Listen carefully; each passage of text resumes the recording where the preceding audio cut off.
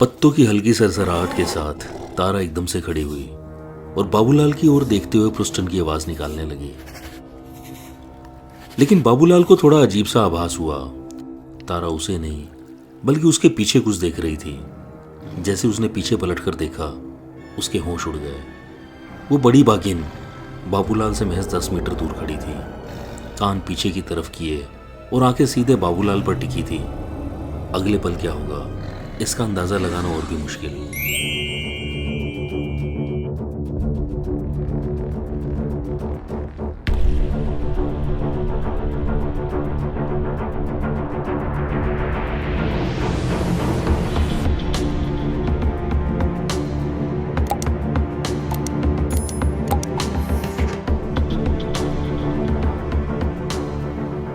जनवरी की कड़कड़ाती ठंड और सुबह की धुंध अब तक जंगल के ऊपर जमी हुई थी। चारों ओर ऐसी खामोशी थी मानो कोई अदृश्य खतरा अपने सही पल का इंतजार कर रहा हो। तभी झाड़ियों के बीच हल्की सी सरसराहट हुई। ये एक चीतल का छोटा बच्चा था जो झाड़ियों में बुरी तरह फंसने के कारण निकल नहीं पा रहा था।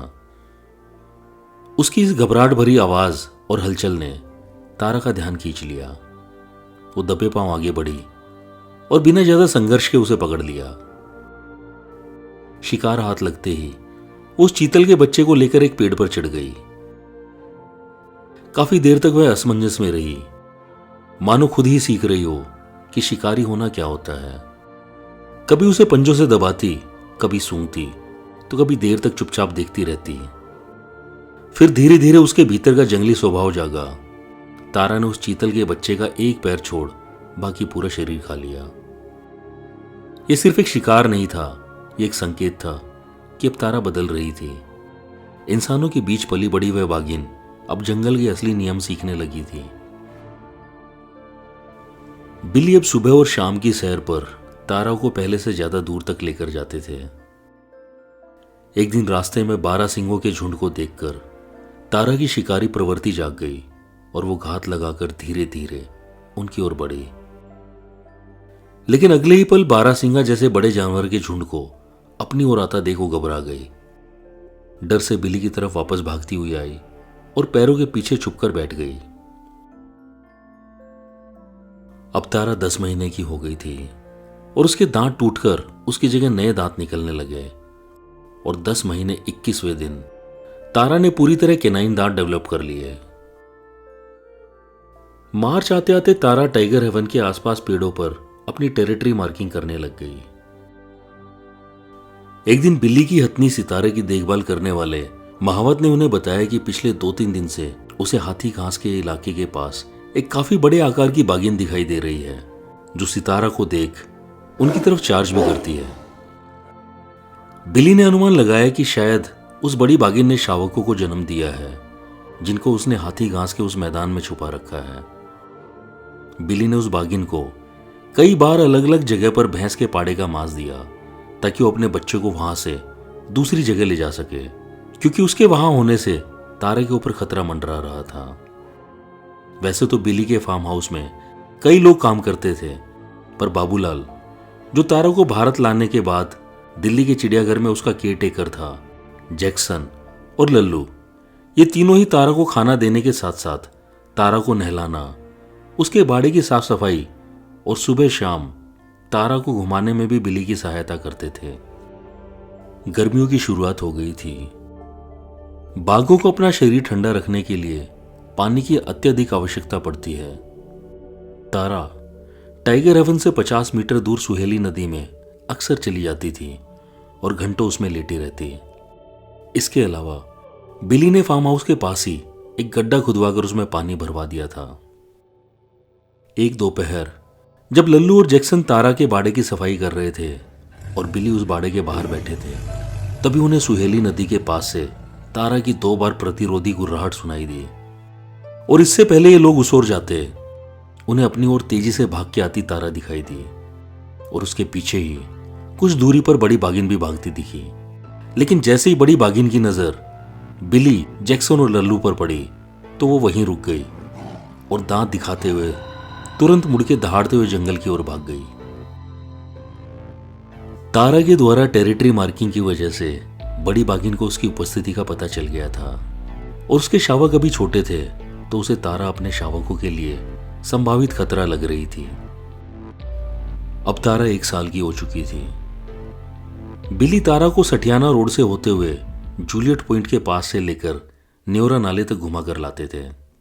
प्रिंस और हैरियट की तरह जूलियट भी बिली अर्जन सिंह द्वारा पाली गई एक मादा तेंदुआ थी, जिसे पालतू मवेशी खाने से नाराज होने के कारण आसपास के ग्रामीणों द्वारा जहर देकर मार दिया गया था।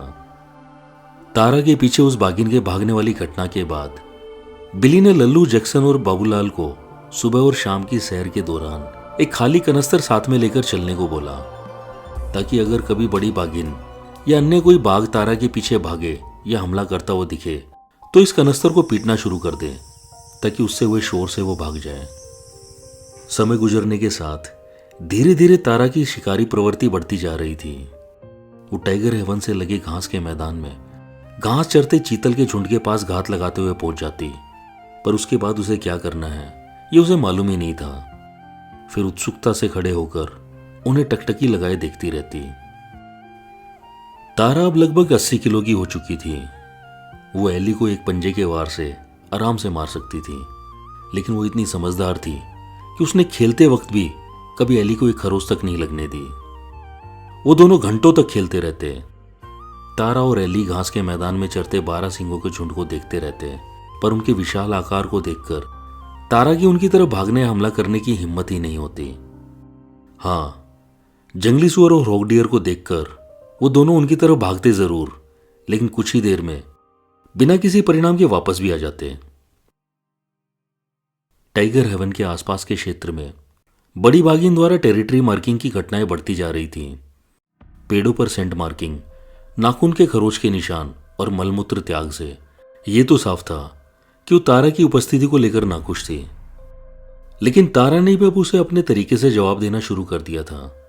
वो बड़ी बाघिन की मार्किंग के ऊपर अपनी मार्किंग करती, जमीन पर जहां उसके लेटने के निशान होते वहां रोलिंग करती, और कई बार उसकी दहाड़ का जवाब आवाज निकाल कर देती। मई के अंत तक नेपाल के पहाड़ों से टकराकर वापस आते बादलों की गड़गड़ाहट के साथ तेज आंधी आनी शुरू हो गई थी। एक सुबह जब लल्लू तारा के बाड़े के पास आया तो कुछ देखकर उल्टे पैर बिल्ली को उठाने दौड़ा। उसने तारा के बाड़े के करीब 25 मीटर दूर जमीन पर एक बड़े नरबाग के पंजों के निशान देखे थे। इसके बाद कई बार उस बाघ के पंजों के निशान तारा के बाड़े के आसपास देखे गए। तारा भी बाड़े से निकलते ही जमीन पर उस जगह लेट मारती जहां वह नरबाग रात को लेटा था। जून के आखिर तक मॉनसून अपने चरम पर पहुंच गया। हर साल टाइगर हेवन के आसपास का क्षेत्र सुहेली और नेवरा नदी की बाढ़ से जलमग्न हो जाता है। हर जगह पानी भरने की वजह से बाबूलाल, लल्लू और जैक्सन नाव में तारा और एली के साथ बाढ़ के क्षेत्र को पार करते, फिर जंगल में ऊंचाई वाले क्षेत्र में तारा को घुमा कर लाते। अब वो तारा को घुमाने के लिए आमडंडा के पीछे चौराहे से लेकर चोर लीक रास्ते तक जाते। इस इलाके में एक दूसरे बाघ की टेरिटरी थी जिसका नाम लंगड़ा बाघ रखा था, क्योंकि उसके पैर में चोट की वजह से वो लंगड़ा कर चलता था। एक दिन जब बाबूलाल और लल्लू तारा को घुमाने चोर लीक की ओर जा रहे थे तो दुधवा पार्क में कार्यरत एक गार्ड खालिद साइकिल पर सवार होकर सामने से आ रहा था, और जैसे ही उसकी नजर बाबूलाल के पीछे झाड़ियों से बाहर निकली तारा पर पड़ी, वो घबरा गया और जोर जोर से पेडल मारकर साइकिल भगाने लगा। उसको इस तरह घबराता और भागता देख तारा ने उसके पीछे दौड़ लगा दी। अपनी तरफ बाघिन को आता देख वो घबराहट में साइकिल समेत जमीन पर गिर गया और जोर जोर से चिल्लाने और रोने लगा।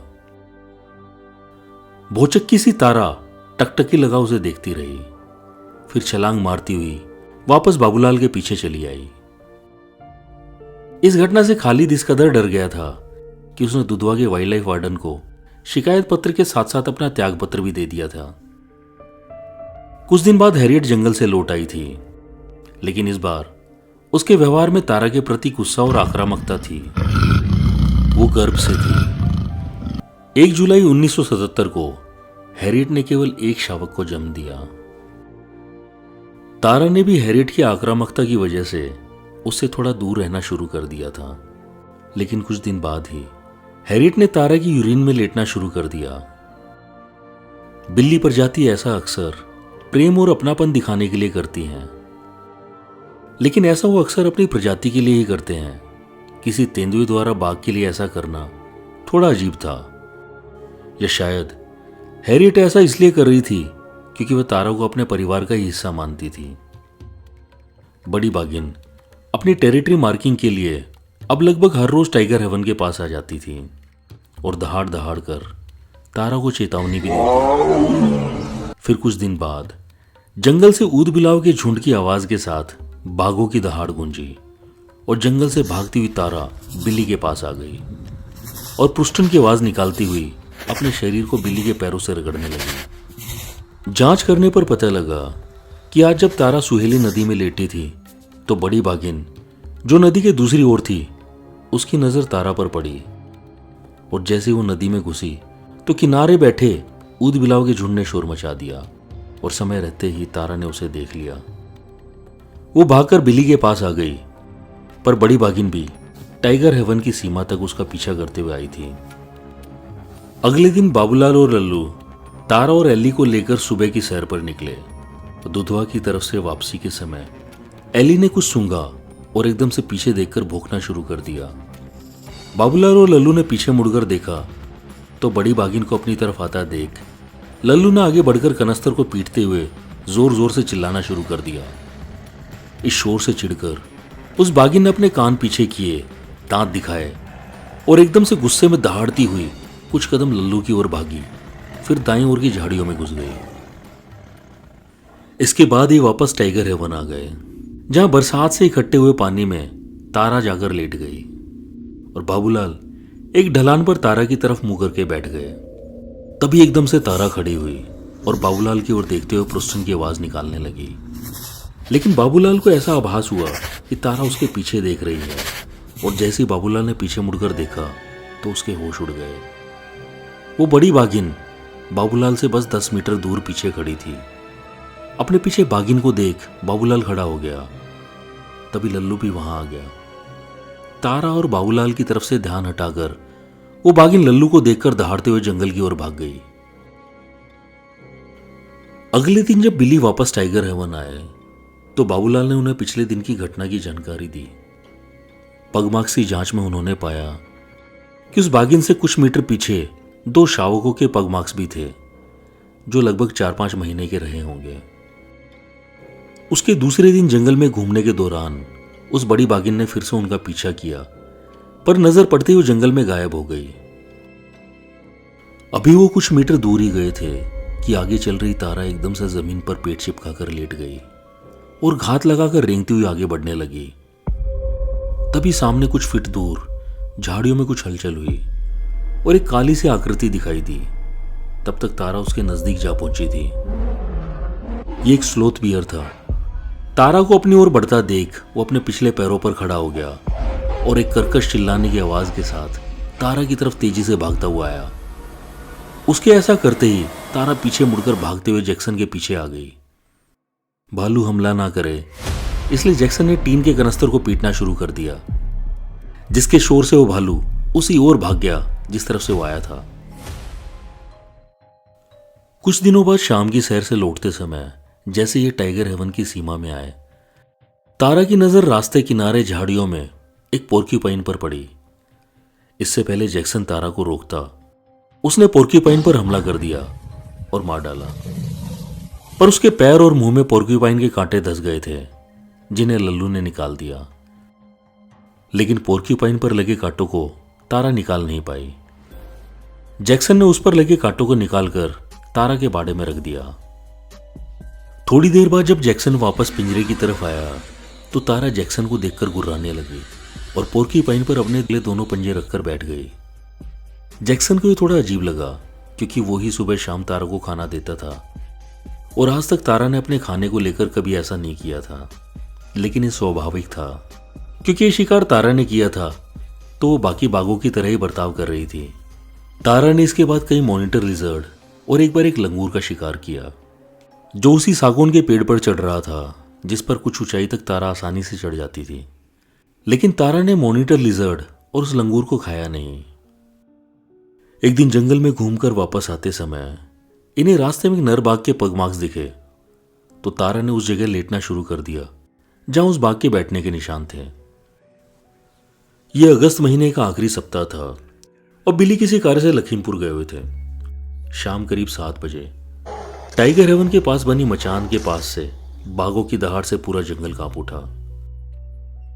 बड़ी बाघी ने तारा के ऊपर हमला कर दिया था। वो किसी तरह जान बचाकर टाइगर हेवन भाग आई। दहाड़ने की आवाज सुनकर लल्लू पहले से ही कनस्तर लेकर खड़ा था और जैसे ही बड़ी बाघिन तारा के पीछे आई तो लल्लू ने कनस्तर को पीटना शुरू कर दिया और वो बाघिन मुड़कर वापस भाग गई। इस हमले में तारा को कई गहरे जख्म लगे थे। रात तक बिली भी वापस आ गए और तारा को जीप में लेकर पलिया जानवरों के अस्पताल ले गए, जहां उसके घाव को साफ करने के बाद हैवी एंटीबायोटिक्स दिए गए। यह सिलसिला अगले कुछ दिनों तक चला और तारा की जख्म भरने में लगभग 24 दिन लगे। लेकिन तारा को इस हमले से एक सबक मिल गया था कि जंगल में बेखबर होकर नहीं सोना चाहिए। अक्टूबर माह की शुरुआत के साथ रातें ठंडी होने लगी थी। मौसम में परिवर्तन के साथ साथ तारा की आंखों का रंग भी बदल गया था।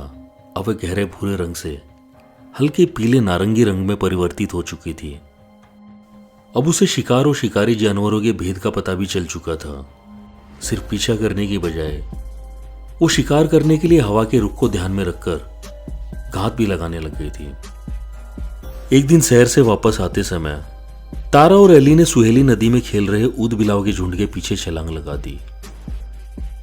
बिली टाइगर हेवन में वापस ये सोचकर लौट आए कि कुछ देर में ये दोनों वापस आ जाएंगे, पर कुछ देर बाद एली तो वापस आ गई पर तारा नहीं आई।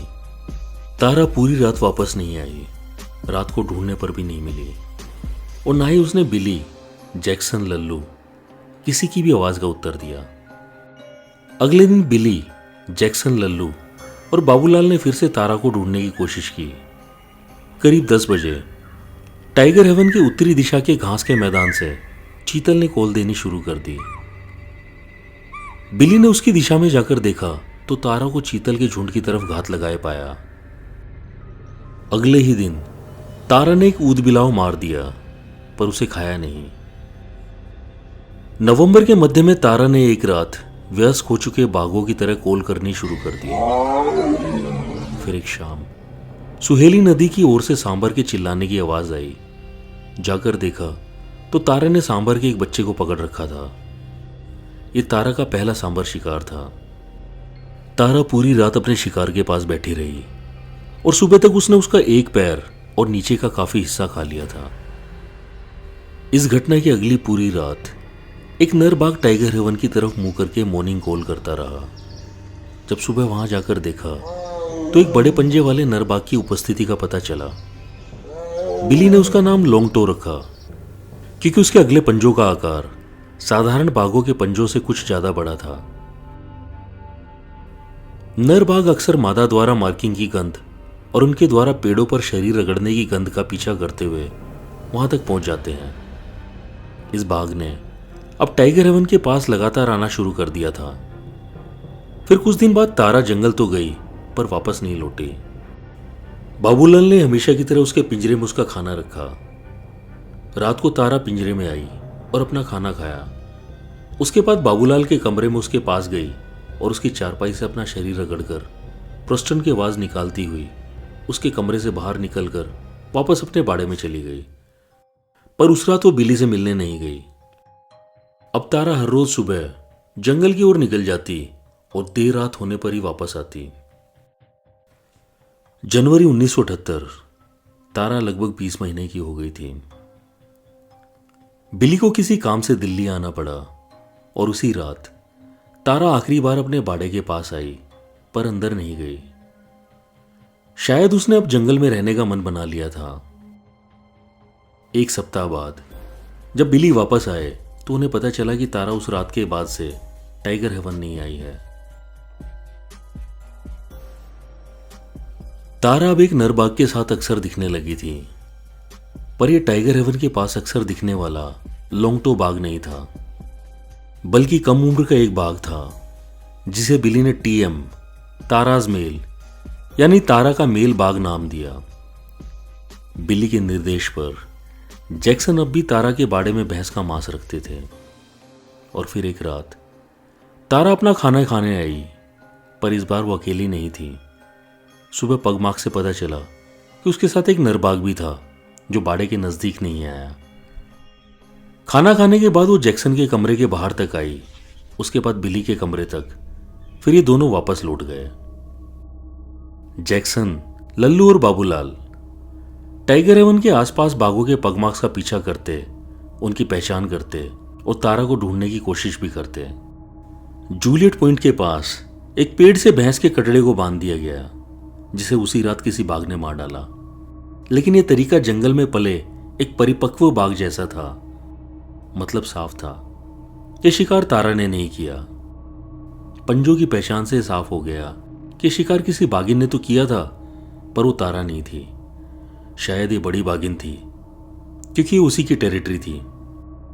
तारा अब ज्यादातर समय सुहेली नदी पार सटियाना रेंज के जंगलों में ही रहती थी, पर कई बार कुछ लोगों ने उसे टाइगर हेवन के दक्षिणी और पश्चिमी दिशा में स्थित घास के मैदान से लगे खेतों के पास भी देखा। बिली कई बार एली और जैक्सन के साथ जंगल जाते, तारा को ढूंढते, आवाज भी देते, पर ना तो तारा ही आती ना ही उसकी आवाज। लगभग एक सप्ताह बाद कुछ लोगों के साथ साथ बिली के कुक खड़क सिंह ने भी तारा को टीएम बाग के साथ देखा। तारा और टीएम के अलावा यह क्षेत्र और भी कई बाघों का घर था, जिनमें बड़ी बाघिन के बड़े हो चुके शावक, बड़े पंजे वाला लोंगटो बाघ और एक लंगड़ा बाघ जिसका पैर शायद शिकार करने के दौरान घायल हो गया था। हालांकि बाघ अपनी टेरिटरी किसी दूसरे बाघ के साथ शेयर नहीं करते हैं और न ही किसी दूसरे बाघ की दखलंदाजी पसंद करते हैं, पर एक अजीब घटना ने बिली को भी चौंका दिया जब उन्होंने टीएम बाघ को शिकार बने एक बारहसिंगा से कोई 5 मीटर दूर बैठकर अपनी बारी का इंतजार करते हुए देखा, जबकि लोंगटो यानी बड़े पंजे वाला बाघ उस शिकार को खा रहा था। बिली असमंजस में थे, क्योंकि बाघों द्वारा ऐसा करना साधारणतया देखने को नहीं मिलता। तो क्या बाघ अपना व्यवहार बदल रहे थे? बिली अब भी तारा के लिए भैंस के कटड़े को कभी हल्दू मचान तो कभी जूलियट पॉइंट के पास बांधते थे, लेकिन उन्हें कोई और ही बाघ खा रहा था।